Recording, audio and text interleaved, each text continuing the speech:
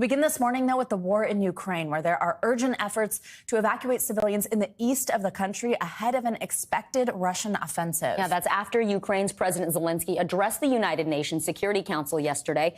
Zelensky delivered harrowing accounts of alleged Russian atrocities before questioning the council's effectiveness at upholding peace. The United States and the European Union are set to announce a new batch of sanctions against Russia in the wake of the brutality in Bucha and other towns near Kyiv. Washington is also pledging an additional $100 million worth of military aid, and NATO Secretary General called on members to rearm Ukraine ahead of that feared Russian attack in the east. What we are expecting is a new, very concentrated Russian offensive in Donbas. To try to take the whole of Donbas. This whole build-up will take some time. The repositioning of the Russian troops will take some weeks. In that window, it is extremely important that NATO allies provide support, so we are able to rearm, to resupply the Ukrainian forces. We have a team standing by to bring us all of this plus more. We will hear from the former Deputy Commander of United States European Command, Lieutenant General Steph Twitty, in a few moments. But before that, we are joined by NBC News senior White House reporter Shannon Pettypiece and NBC News correspondent Ali Arouzi, who is in western Ukraine. Ali, let's start with you. Thanks for being with us. So we saw President Zelensky giving these disturbing accounts of these alleged atrocities in his address to the UN Security Council yesterday. Many of us also saw the images of what Bucha looks like at this point. He also criticized, though, the Council for not being effective in guaranteeing peace. Walk us through some of the key takeaways from that meeting, how the speech was received by Council members, and if these pleas directly from the president of Ukraine could mean a difference is made, could mean aid changes. Good morning, Savannah. That's right. He made a very passionate speech at the UN. He was very critical of the UN, and he also launched a ferocious attack on Russia after what happened in Bucha came to light. I mean, look, he spoke about the UN not being effective in its current form, that it's not having any effect on Russia's war machine. He said that Russia has literally violated Article 1, Chapter 1 of the UN Charter, where a country can't show aggression to the sovereignty and the territory of another country. He spoke about the Russians having veto power in the UN, and that veto power literally, he said, gives them the right to cause death, and that undermines the entire architecture of the security system for the global world. And he said this just can't continue in its current form, that Russia is allowing its position on the UN Security Council to abuse Ukraine.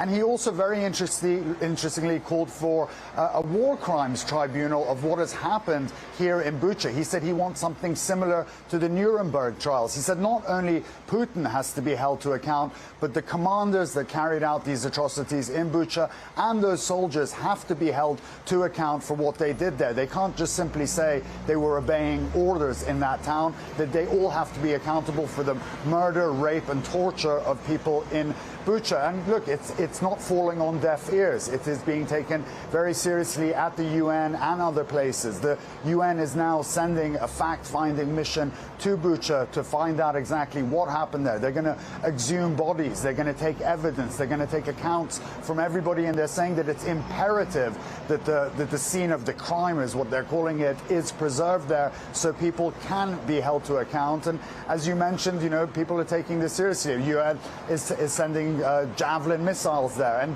the EU, very interestingly this morning, was very critical of itself. They said that they've given Ukraine $1 billion worth of aid, but they've bought in that same time almost $38 billion worth of energy from Russia. So they're taking a good, long, hard look at themselves. Ali, thank you. Let's bring in Shannon.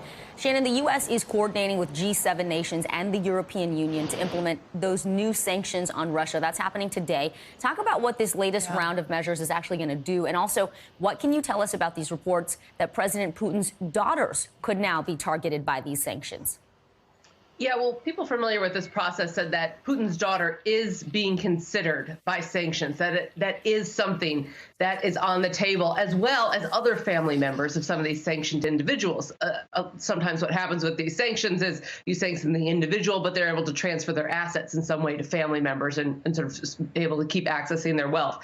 What we know more broadly about what the U.S. is intending to do with these sanctions at this point is, one, the thing they have been trying to do all along, which is put economic pressure on Russia from all sides and use that as sort of a leverage to pressure Putin to end this war. And it's something that the administration has acknowledged is not going to happen overnight, is not going to happen immediately, but as part of a sustained pressure campaign that they think in the end could be effective at stopping Putin from carrying out this war. But the other thing we're hearing increasingly from administration officials is that they intend these sanctions to prevent or make it almost impossible for Russia to finance this war. So all the weaponry and equipment that and supplies that are needed to carry out a war of this scale, the U.S. is trying to make that economically or financially unfeasible for Russia. So look for those two elements today. Of course, the U.S. has already put hundreds of sanctions on Russia. It really has had no deterrence at this point, it appears, but the administration says it's something they think that over the long term continues to be an effective tool. Absolutely, especially with what the U.S. has done with our dependence on Russian oil. Ali, I want to go back to you now and ask about something else important that's happening on the ground. We're hearing that 11 humanitarian corridors have been announced today. 5 of those are in the eastern Luhansk region. That's where it's feared that Russia's going to launch this big offensive, as we saw their men on the ground move north back out of the Kyiv area. The expectation now is they come around east. How are the evacuations going there, and how does it compare with what we've seen happen in Mariupol, where people really haven't been able to get out, where vans that are ready to take people out get stopped and can't make it into the city? Do we anticipate these new corridors will work? That's right. Look, the corridors have been a trickle mostly in all of these places because the Russians haven't honored many of those so-called green zones for civilians to get out of. A lot of the places like in Mariupol, a lot of civilians came out in personal cars, personal buses, because the Red Cross couldn't get into there. The Russians wouldn't let any aid into Mariupol from the Red Cross, and they wouldn't let people come out wholesale because they just don't want to do that. They don't want people to go in there independently, seeing what's happened in there. The Ukrainian foreign minister said that, you know, what you saw in Bucha was just the tip of the iceberg for what's going to come out in Mariupol. So the Russians are very reluctant to let people in there. But in the east, we're seeing some corridors working. Yesterday, about 3,800 people came out of some of the hot spots, some of the very hard-hit areas in the east. About 1,000 of them came out of Donetsk, which is in the Donbass region, which is where we're expecting the Russians to refocus their emphasis of their attacks.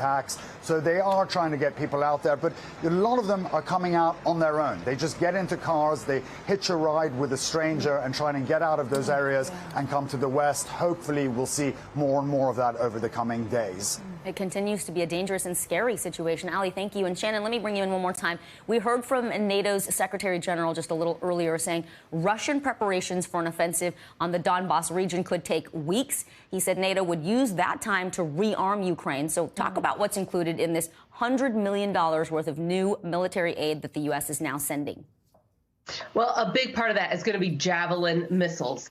These have proven to be very effective and useful weapons so far. You can launch them over your shoulder. They are pretty accurate. You can use them at day and night. They're not too heavy. And their main purpose is blowing up tanks. They can also blow up things like helicopters, though.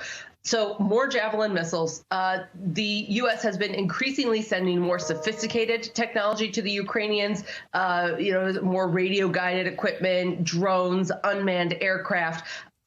Obviously, as the needs of the Ukrainians get we start to see some of those a bit more. The other thing I would note, the U.S. says this is on top of $300 million aid package they most recently sent. And in total, the U.S. has given about $2 billion. The U.S. says they have been really scrambling to get those supplies in as quickly as possible. And then, of course, they've got to then do the training and all the other logistics that goes along with getting these things into the battlefield.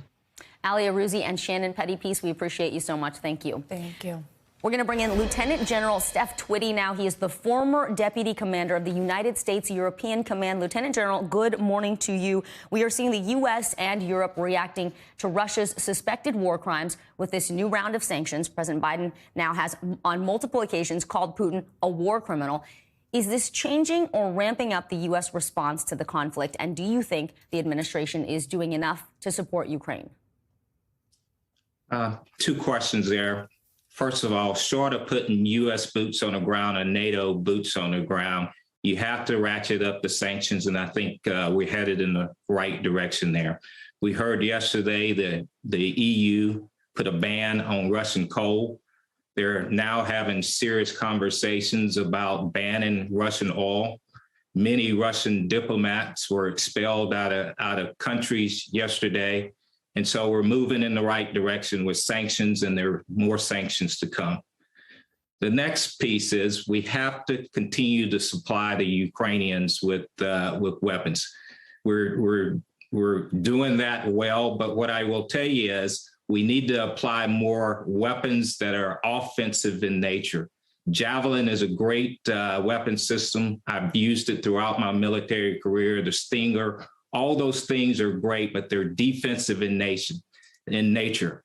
As we go into this next phase of fighting, this is going to be a tough fight for the Ukrainians. I'm more of the opinion that we need to put the MiGs in there to give them some offensive firepower. And if you put that offensive firepower, you could keep the Russians out of the cities because you can fight them on the depth and breadth of the battlefield, and they don't even have to even get into the cities if you have offensive in nature weapons. And then the final thing that I will tell you is we have to get an international war crimes investigation in Ukraine. The Russians need to be held accountable, and we need to get that going. And it does sound like that is underway with the UN sending investigators there. The chairman of the Joint Chiefs of Staff gave a pretty stark assessment of the conflict in Ukraine yesterday. Take a listen. I do think this is a very protracted conflict, and I think it's at least measured in years. I don't know about decade, but at least years for sure. This is a very extended conflict that Russia has initiated, and I think that NATO, the United States, Ukraine, and all of the allies and partners that are supporting Ukraine are going to be involved in this for quite some time. He said quite some time. What do you think about General Milley's assessment, and what do you think it could mean for the U.S. military's involvement in this region going forward after this conflict?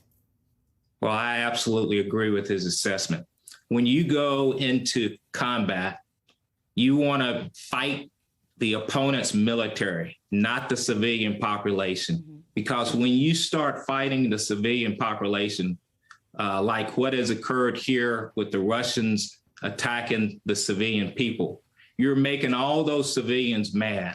And the last thing you want to do is make new enemies. Mm-hmm. And Russia has made a lot of enemies over Bucha, and we're going to find other places. And what's going to happen is there's going to be insurgency that's going to come out of this, because the Ukrainians will never forgive the Russians for this. So you can see a protracted war here in the makings. But do you think it's the U.S. role to be the peacekeeper in that region, or to stay there and have a presence? Well, let's not forget, we are a part of NATO. There are 30 countries a part of NATO. So we do have a role to get to to assist in getting to some type of diplomatic resolution. We'll have a role to continue to supply the Ukrainians with weapons and so forth. So I can see the U.S. being involved at some measure here for the foreseeable future. Lieutenant General Steph Twitty, with your depth of military knowledge and insight, we really appreciate it. Thank you so much. Thank you. Now, amid the heartbreak and fighting in Ukraine, we have a story of a joyful reunion between a top Ukrainian news anchor who's been covering the Russian invasion and her husband, who'd been fighting on the front lines. NBC News correspondent Gabe Gutierrez has their story. This is just the first hug of Yegor Sobolev's homecoming. He still has a bigger surprise ahead. See, he's been on the Ukrainian front lines while his wife, Marichka Podalko, has been taking care of their 3 kids. Sometimes he can be offline for 4 or 5 days when he is on a mission and not supposed to use his mobile phone. actually work, keeps me distracted from all those worries. Marichka happens to be one of Ukraine's top news anchors, fighting her own battle. We know how Russians are sufficient and professional in making up news and fake news and propaganda. So I think our biggest weapon now as journalists is just to tell the truth, to show what is going on. She and her colleagues from other channels across Ukraine have banded together for a unified newscast from undisclosed locations airing for hours each day, even as their families are at risk. When I do my daydreaming and when I think about my biggest hope, I imagine how my husband comes back and how my children get to see him again. Sometimes daydreams do come true, even if victories don't come easy. Gabe Gutierrez, NBC News, Lviv, Ukraine. Powerful story. Thank you to Gabe for that. And now to Capitol Hill and a high-profile member of the Trump administration and the Trump family who gave testimony before the committee investigating the January 6th insurrection. Former President Trump's daughter and senior advisor Ivanka Trump answered questions for 8 hours yesterday. NBC News Capitol Hill correspondent Leanne Caldwell has been following that, and she joins us now. Hey, Leanne, good to see you. So this is the second time the House Select Committee has heard from a family member of President Trump. That first one, Ivanka's husband, Jared Kushner's 6-hour testimony last week. What do we know at this point about Ivanka's appearance? Good morning, Savannah. Yesterday's appearance was 8 hours long. So she was before the committee for a very long time.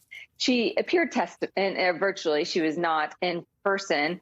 But what we were told, our colleague Garrett Haake was told by the chair of that committee, Benny Thompson, that she did not invoke privilege as far as he knows, but she was also not particularly talkative either.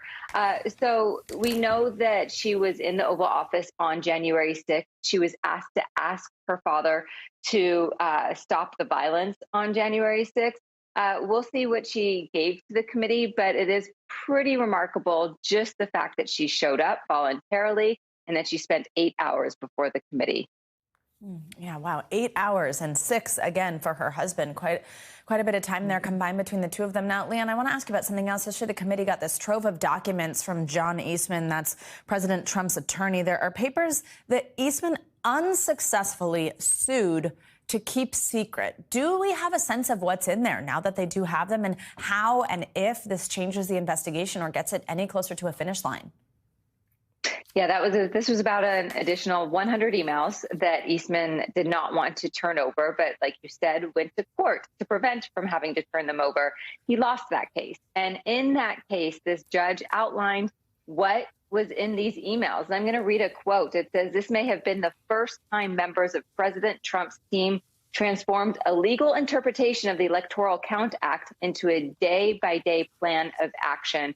Now, remember that Electoral Count Act was what was used, or what the Trump administration officials wanted Vice President Mike Pence to use on January 6th to say that the election was invalid or give the electorals back to the state. So this is going to be very good information for the committee, and the committee has won court case after court case from people who are trying to prevent them from getting information. Savannah. And Leanne, I want to ask you one more January 6th related question before I let you go. The former Proud Boys leader, Enrique Tarria, was in court yesterday facing federal charges related to the insurrection. What's the latest there? What happened with this? Yeah, he pled not guilty yesterday. He is charged with conspiracy, several counts. This is part of a larger case against conspiracy case against members of the Proud Boys. But of course, he was the leader there. And this is one of the biggest cases the Department of Justice is pursuing. As far as January 6th is concerned, we know there are hundreds of those. And so this case is going to move forward. He, and along with other members of the Proud Boys, Savannah. All right, Leanne Caldwell, thank you so much. Yep. President Biden welcomed former President Barack Obama back to the White House yesterday to celebrate the anniversary of the historic Affordable Care Act. But the lighthearted ceremony was overshadowed by the upcoming midterms, with President Biden warning the future of health care could be at stake in the 2022 elections. NBC News Chief White House correspondent Kristen Welker joins us now with more on President Obama's return. Hey, Kristen, good morning. Hi, Vicki. Good morning to you. This is the first time former President Obama has returned to the White House since he left 5 years ago. Mr. Obama came to mark that major milestone for the health care law that bears his name. President Biden welcomed his predecessor with open arms. Now, Democrats are hopeful the joint appearance will be one of many and will give them a much-needed jolt as they brace for the possibility of big losses in the November midterm elections. With the midterms looming, former President Obama returning to the White House, together again with his former vice president turned commander-in-chief to commemorate the 12th anniversary of their landmark health care law, the Affordable Care Act. Welcome back to the White House, man. Feels like the good old days. The former president hailing his signature legislative achievement. So when President Biden said he was not going to just celebrate the ACA, but also announce actions that would make it even better, I had to show up. While also having a little fun. Vice President Biden, Vice President. The jokes didn't stop there, with the two presidents poking fun at Mr. Biden's infamous hot mic moment when he noted in 2010 the passage of Obamacare was a very big deal. It is, to quote a famous American, a pretty big deal. Rock, let me remind you, it's a hot mic.